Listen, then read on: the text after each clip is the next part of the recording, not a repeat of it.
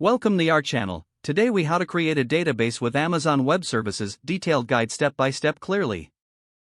To create a database with Amazon Web Services, first, log into your AWS Management Console. Navigate to the AWS Services menu. From the services list, select RDS for Relational Database Service. In the RDS dashboard, click on Create Database.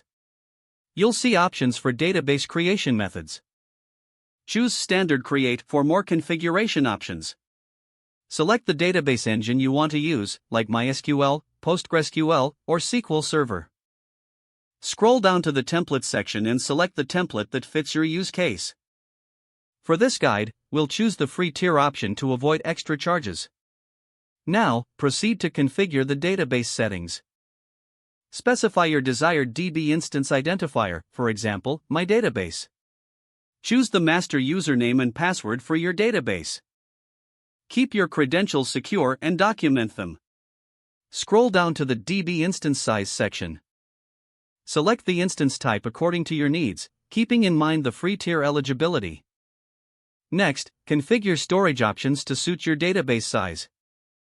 In the Connectivity section, choose your Virtual Private Cloud, VPC. Select the VPC security group that you want your database to belong to.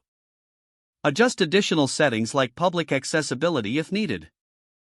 In the Database Options section, you can set up your initial database name.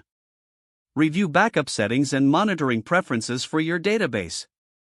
Once everything is set, click on the Create Database button. Wait a few moments for AWS to provision your database. You will see a status update as AWS creates your instance. Once the status changes to available, your database is ready to use. Take note of the endpoint address, which you'll need to connect to your database. Use this endpoint in your applications to establish a connection to your database. That concludes the process of creating a database with Amazon Web Services. If the page does not load, refresh the browser or try again in a private or incognito window. Make sure you are using the correct email address, then retype it carefully to avoid small typos. Don't forget to like this video and subscribe to our channel for more step-by-step tech guides.